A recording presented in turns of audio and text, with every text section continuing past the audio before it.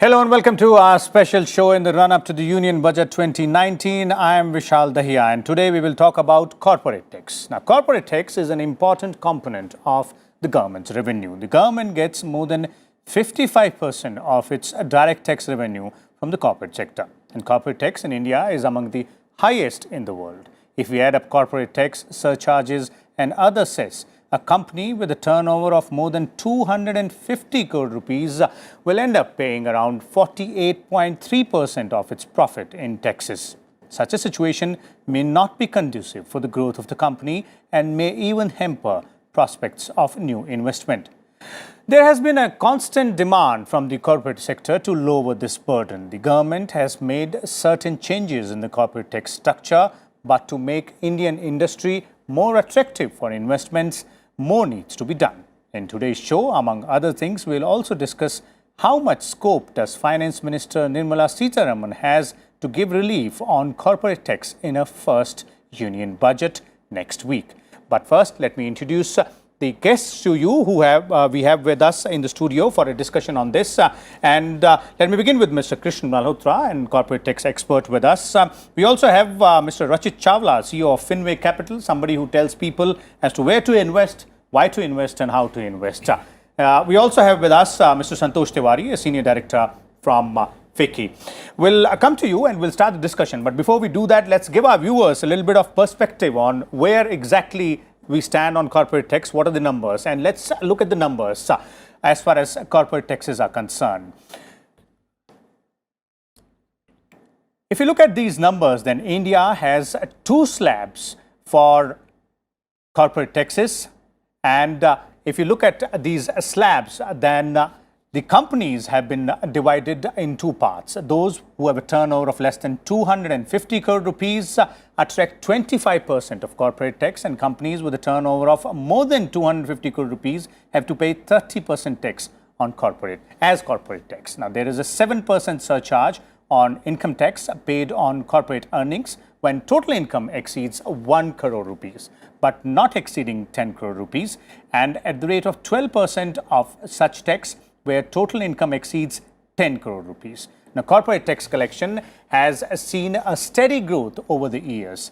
2015 and 16 year, it stood at over 4.53 lakh crore rupees, while in 2016-17, it was at 4.84 lakh crore rupees. In 2017-18, the overall corporate tax collection was 5.7 lakh crore rupees, and in 2018-19 it jumped to 6.62 lakh crore rupees. In the interim budget for 2019, the government is expecting to collect 7.6 lakh crore rupees from the corporate tax.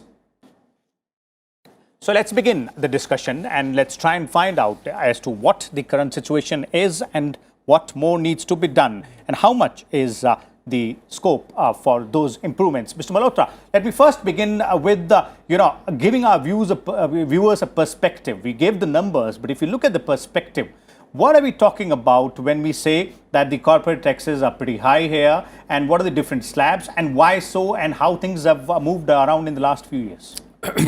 So I think based on your figures, as you very rightly put in, right now we'll end up paying, including dividend distribution tax, somewhere around 48%, which is extensively high. And if you look at US market, even the Trump reduced the tax from 30% to 21%. So certainly there is a pressure, although the rates were slashed up to the turnover of the company, like the companies who have a turnover of 250 crores up to 25%. So overall demand, in order to spur the growth, I think it is important that we will have to make it more competitive. So therefore, there is a demand even from FICCI and from different chambers that industry really wants just to regularize and bring completely the rate to 25%. But now, if you look at it, what we have been hearing and it's an interim budget in a way. One budget was there, now the we are already in the month of July. Will they really do any slashing at this point of time? Because at one point they have said, as far as fiscal is concerned from the government perspective, I think they have already expressed that don't ask any relief from us, at least in this year. Let's focus on how we can see few things right, but not in terms, because there is no deficit, there is no fiscal, finances are there just to give any relief. And since 2 months are already over, this is the second budget. Whether they will bring any changes or not, I'm not sure. Only thing is that industry, in case even if they retain, they should not introduce any surcharge, any further surcharge to really augment based on some schemes, infrastructure schemes, etc. So I think the basic thing is that at this point of time, will they really think of slashing? Although there is a very heavy demand even from the dividend distribution tax, which is as high as 20% with surcharge. So there is a demand that why not to reduce by or just bring it down to 10%.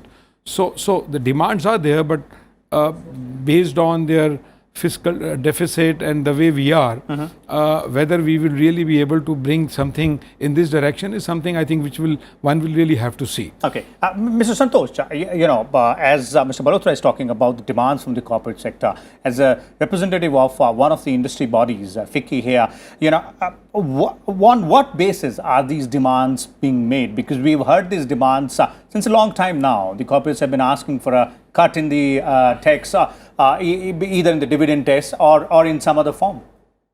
See, when do you do that? That is a question which the government has to answer. But if you ask us, why corporate tax should be cut? Yeah. Investments have dried up.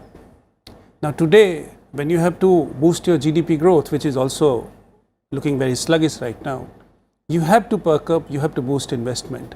How do you boost investments? Cost of doing business in India is the highest, almost the highest across the globe. It would be amongst the highest, no doubt about it. And cost of doing business has two parts. One is your interest rate. You have the highest real interest rate today in the country. That you need to slash by another 100 basis points. Okay. Then you come to corporate tax, which is another part of reducing cost of doing business.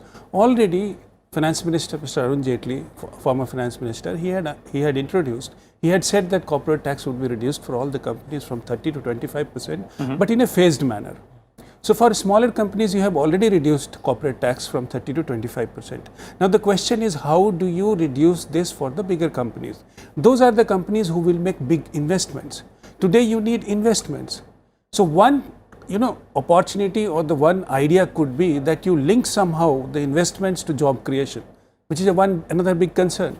So if you introduce some model, which FICCI President Mr. Sandeep Samani has suggested, that if you link new investments to job creation, so whichever company is creating jobs, you give some reduction in corporate tax, and there is a complete formula. Okay. If you go on those lines, or find out some model, to reduce corporate tax from 30% to 25%, maybe even in a phased manner, then investments which are the immediate necessity to perk up your GDP growth will come into picture in the economy, which is, if you don't perk up investment today, especially private sector investment, the situation was looking quite okay or even brighter, 6 months back. But again, you have come to a situation where you need investment pickup in a big way in coming 2 or 3 quarters. Okay. For that, you need to give some indication to the corporate sector that your cost of doing business will go down and government will take these measures. So budget is very important in that regard, to give indications to the corporate sector that government is inclined to reducing cost of doing business for the corporates, and corporate tax rate is very important pillar in that. Okay, so what you're saying is basically, by incentivizing the investments for the corporate sector in terms of the tech structure. Let's bring in Rachit here. Rachit, is that the option, one of the options available? But is that you see, if you look at it from the government's perspective, is that something which is feasible here? So absolutely, I don't think so. Government has is left with a lot of option, but to reduce the corporate tax. That is mainly because the economy seems to slow down. We were at 8%. 1 year back, and now we are sitting at somewhere around 6% if we agree to the figures which were given. That means economy is slowing down, and in order to jumpstart the economy again, we need to reduce the corporate tax. As you rightly pointed out, it's almost sitting, as India, we are sitting at double corporate tax. And if we look at our GDP numbers, we always take pride in comparing ourselves to China, but we need to understand that China is an economy which is 4 times bigger than India. So if we are comparing ourselves to China, China is still steadily growing at 6% plus. So we should be looking at a double digit growth, as it was pointed out a few years back when BJP came into power. And as far as this budget is concerned, I feel the government should be very aggressive, being the first year back in the power with majority, and they should definitely make tax structure very simple, whether a GST 2.0 or the corporate tax. There should be some drastic measures for investments to actually increase in India. Okay. Okay, Mr. Malhotra, as far as these measures are concerned, which all three of you are talking about, the government has set up a task force, to look at the overall income tax structure, which is going to the committee to submit its report, at the end of July, and there is some talk about how direct tax code might be implemented, but those are still in the domain of that committee, and we'll have to wait for the report. But if you look at the investment scenario, in the recent past, there have been steps which have been taken in terms of giving some relief to the startups in terms of angel tax and all that. So investment scenario, you believe that the government has done a little bit of push in the last few years to ensure that the ease of doing business also gets improved and the investment scenario also improves. Is that happening? I think these steps, there was an intention. The intention of the government was very clear, and as you rightly said, the steps were taken up, especially for startup. But unfortunately, in terms of implementing the same, there were always being doubts. And as a result, the government was really prompt to hear it out and come out with clarifications. But on the ground, we did not see the impact the way it should have been. So I think still certain more reforms are required to be done. And as very rightly put in, that maybe broadly they will have to think through that how we can expand the investment, because in industry, although the revenues have gone in terms of the collection of taxes, but we have not seen any major big investment which has already been taken place. So therefore there should be some incentive which is required to be given. Okay. Number two, which you very rightly said, now the new DTA is in pipeline and got an extension. So the government initially initiated, and again we saw that the same government is there now in power. So there is a very clear intention to come out with a simplified tax, which is almost on anvil. So one of the views would be, let it be thrown to the public in month of August and then take their reviews, and they can always introduce by end of this year. So therefore they may not do any drastic changes, and now it again depends upon the act is being formulated in a way to make it more simple. And one is, nobody minds paying the taxes, but the kind of litigation which we have, the kind of uncertainties, those are the things which derail the whole process and your whole plannings in terms of your returns. So I think the way the intentions are, the government will come with a very clear, simple income tax. Maybe one will have to see through that, and one of the options would be that instead of jumping now only for a few months or for the rest of the year, why not to start with the new act as early as possible, because which is right on anvil, they will introduce it shortly for the public review. Okay. So I think one will really have to see, and it's going to be then see how the government will present in this budget. Okay, and then this government has shown its willingness to go ahead and take those hard reforms route as far as economy is concerned, because if you look at the GST as well, the way it was implemented and the way it has moved forward. But one more question before I go back to Mr. Tiwari, and that's Mr. Tiwari's suggestion as well. One he made in his first answer is incentivizing investments. Is that also one aspect which can be looked into? That's very interesting question, because initially the intention of the government was to reduce or to eliminate all the incentives, because we have not seen any new incentives which were introduced.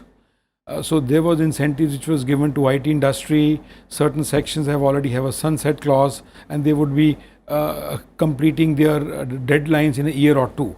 Would really, because incentives also lead to a lot of litigation, and in case if they will again bring out and create a disparity with someone who's making investment in a particular industry, other than infrastructure, I'm not sure, because intention initially was that we don't want it to incentivize. We will make the thing so simple and clear, so that let the investment come, and there is a huge demand in the country. Okay. One can really have a good quantum of turnovers and can have a good, the margins.